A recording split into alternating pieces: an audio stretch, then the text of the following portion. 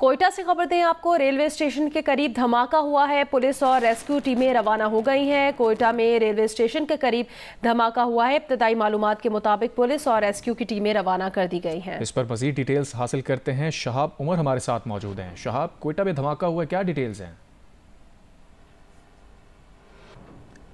जी सलमान साहब।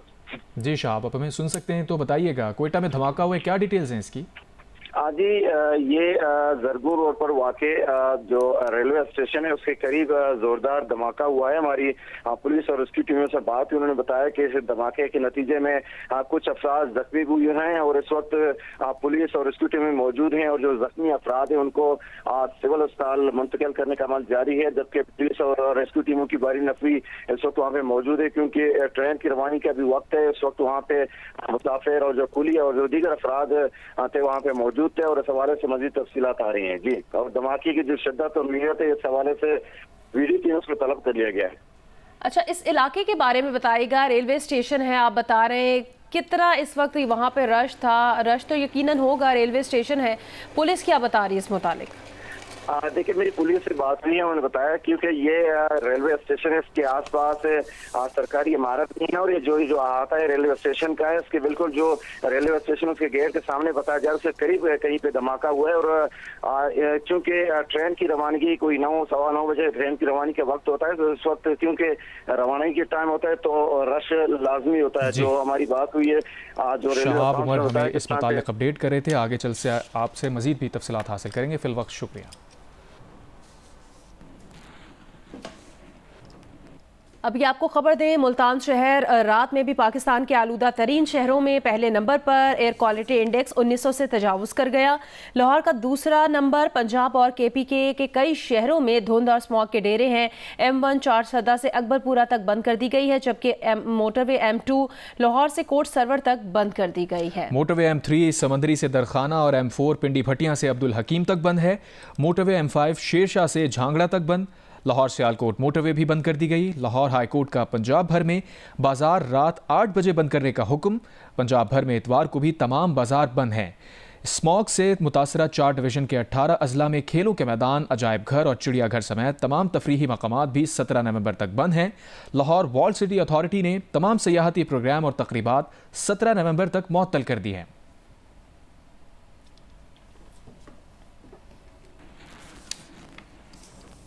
मुल्तान में स्मॉग में खतरनाक हद तक इजाफा रिकॉर्ड किया जा रहा है। हद निगाह 0 रह गई है, लेकिन शहरियों ने गैर संजीदगी का मुजाहरा करते हुए मास्क लगाने के अहकामात को हवा में उड़ा दिया है। तफसील बताएंगी जियो न्यूज़ की नुमाइंदा सोलेहा मलिक। जी, मैं इस वक्त मौजूद हूँ मुल्तान किला कोना कासिम बाग में और आप मेरे पीछे देख सकते हैं कि जो मुल्तान घंटा घर है वो इस वक्त मुकम्मल तौर पर स्मोक की लपेट में है और लोग जो हैं वो यहाँ पे सैर व तफरीह के लिए निकले हुए हैं। उन्होंने मास्क नहीं पहना हुआ। किसी तरफ भी ज़िले इंतज़ामिया की जानिब से भी एहतियाती तदाबीर पर अमल नहीं करवाया जा रहा। जो एयर क्वालिटी इंडेक्स है वो इस वक्त ख़तरनाक हद तक तजावुज़ कर गई है। मुल्तान जो है इस वक्त लाहौर से भी ज़्यादा फ़िज़ाई आलूदगी के नंबर 1 पर आ चुका है, लेकिन शहरी जो हैं वो स्मोक को बिल्कुल भी सीरियस नहीं ले रहे और लोग जो हैं वो गैर ज़रूरी सफ़र कर रहे हैं, अपने घरों से निकल रहे हैं और कहीं भी स्मोक से बचाव के लिए इक़दामात नज़र नहीं आ रहे। जी, लाहौर में स्मॉग की शिद्दत बरकरार है, जिसकी वजह से लोग मुख्तलिफ बीमारियों का शिकार होने लगे हैं। शहर के सिर्फ गुलाब देवी अस्पताल में नाक, कान, गले, आँख और सीने के मरीजों में 2 गुना इजाफा हो गया है। उम्मे फरवा रिपोर्ट कर रही हैं। लाहौर गुज़श्ता कई दिनों से स्मोक की लपेट में है। इस वजह से नाक, कान, गले, आंखों और चेस्ट की बीमारियां तेजी से फैल रही हैं। अगर सिर्फ गुलाब देवी अस्पताल की बात करें तो यहाँ मरीजों की लाइनें लग गई हैं। MS गुलाब देवी अस्पताल डॉक्टर हामिद हसन के मुताबिक गुज़श्ता साल अक्टूबर में स्मोक से 14,000 मरीज अस्पताल आए। रवा साल ये तादाद 30,000 से भी तजावुज़ कर चुकी है। तकरीबन 30,000 पेशेंट्स जो डायरेक्टली इफेक्ट हुए हैं स्मोक के साथ, उन मरीजों को हमने देखा है। और दूसरा हम ये देख रहे हैं कि पिछले सालों से कि न सिर्फ ये तादाद जो है ये कम नहीं हो रही, स्टैटिक भी नहीं है, बल्कि बढ़ती जा रही है। अस्पताल में ज़ेरे इलाज मरीजों का कहना है कि स्मोक के दौरान बहुत एहतियात की ज़रूरत है। लापरवाही मत करें और मास्क ज़रूर पहने। स्मोक के मसले इतने बहुत ज़्यादा बढ़ गया है, तकरीबन 25 से ज़्यादा दिन हो चुके हैं।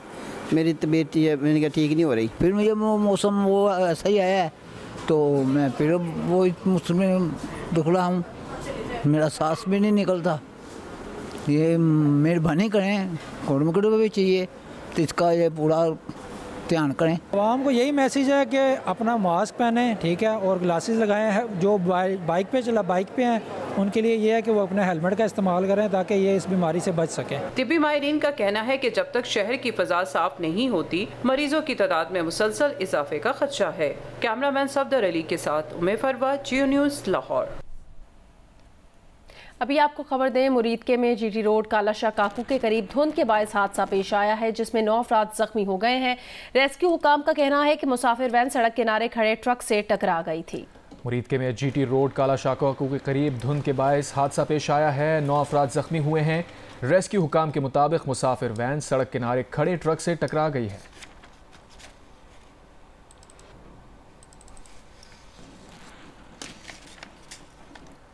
वज़ीर आज़म शहबाज शरीफ ने सर्दियों के 3 माह के लिए बिजली पैकेज का ऐलान कर दिया। पैकेज का इतलाक 1 दिसंबर 2024 से 28 फरवरी 2025 तक होगा। घरेलू सार्फिन को 11 रुपये 42 पैसे से 26 रुपये तक, कमर्शियल सार्फिन को 13 रुपये 46 पैसे से 22 रुपये 71 पैसे, जबकि सनती सार्फिन को 5 रुपये 72 पैसे से 15 रुपये 5 पैसे तक फी यूनिट रिलीफ मिलेगा। मैं आपको एक और अच्छी खबर देना चाहता हूं। हुकूमत ने सर्दियों के 3 माह यानी दिसंबर, जनवरी और फरवरी के लिए बिजली के इजाफी इस्तेमाल पर बिजली सहूलत पैकेज देने का फैसला किया है, जिसके तहत बिजली की कीमतों में खातर खा कमी की जा रही है। बिजली सहूलत पैकेज का इतलाक इस साल दिसंबर 2024 से फरवरी 2025 के बिलों में होगा। 11 रुपये 42 पैसे फी यूनिट से लेके 26 रुपये फी यूनिट बिजली की बचत होगी। घरेलू सार्फिन को सनतों के लिए 5.72 रुपये से लेकर 15 रुपये फी यूनिट बचत होगी।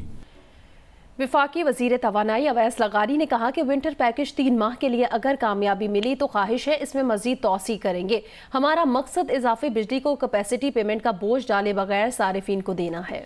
चाहते हैं कि सस्ती बिजली के जरिए इंडस्ट्री की प्रोडक्शन शुरू हो। हमारा प्रोग्राम था कि हर साल 31 अक्टूबर से 31 मार्च तक इसे काबिल अमल करें। वज़ीर आज़म के ऐलान करदा 3 माह के विंटर पैकेज का नतीजा अच्छा आया तो आइंदा 5 साल के लिए फीचर बनाएंगे। तो ये 3 महीने का है, इसमें कामयाबी हासिल होती है तो हम इसको और भी एक्सटेंड करें अपने डेवलपमेंट पार्टनर से बातचीत करके IMF से। मकसद ये है कि इस वक्त हमारे पास जो फालतू बिजली है वो हम कैपेसिटी पेमेंट का बोझ डाले बगैर लोगों को दें ताकि उनका इस्तेमाल बिजली का ज्यादा हो, सस्ती एनर्जी के जरिए प्रोडक्शन शुरू हो। अगर इस साल इन 3 महीनों का अच्छा रिजल्ट आया तो हम इसको एक सालाना फीचर बनाएंगे, 1 साल के लिए नहीं बल्कि अगले 5 साल के लिए। वज़ीर आज़म शहबाज शरीफ ने कहा है वो सऊदी अरब और कतर गए तो वहाँ बताया कि आपने पाकिस्तान की हमेशा मदद की है लेकिन आपके पास कशकोल लेकर नहीं आऊँगा। मैं अभी सऊदी अरब गया, कतर गया और उनको मैंने बड़े अदब से कहा कि आप हमारे भाई हैं, आपने हमेशा पाकिस्तान की भरपूर मदद की है, लेकिन मैं आपके पास कशकोर लेकर अब नहीं आऊँगा। मैं आपके पास प्रोग्राम लेके आऊँगा, फिजिबिलिटीज़ लेके आऊँगा सरमायाकारी के लिए, ज़राअत में, सनत में, IT में, AI में, माइंस एंड मिनरल्स में, जिससे कि पाकिस्तान के जो अल्लाह ताला ने जो कुदरती दौलत से पाकिस्तान को माला माल किया है उसमें आप सरमायाकारी करें, आप भी मुनाफा कमाएं, पाकिस्तान भी तरक्की और खुशहाली की तरफ बहुत तेज़ी से गामजन होगा। ये पैगाम मैं हर जगह जाके देता हूँ और इंशाअल्लाह ये खाली कोई लफाजी नहीं, इंशाअल्लाह हम सब मिलकर इसको अमली जामा पहनाएंगे और पाकिस्तान को इंशाअल्लाह अजीम बनाएंगे। जियो स्पोर्ट्स में आपको बताएं, पाकिस्तानी पेसर्स के सामने ऑस्ट्रेलियाई बैटर्स बेबस हो गए। दूसरे वनडे में ऑस्ट्रेलियाई टीम 163 रन पर ढेर हो गई।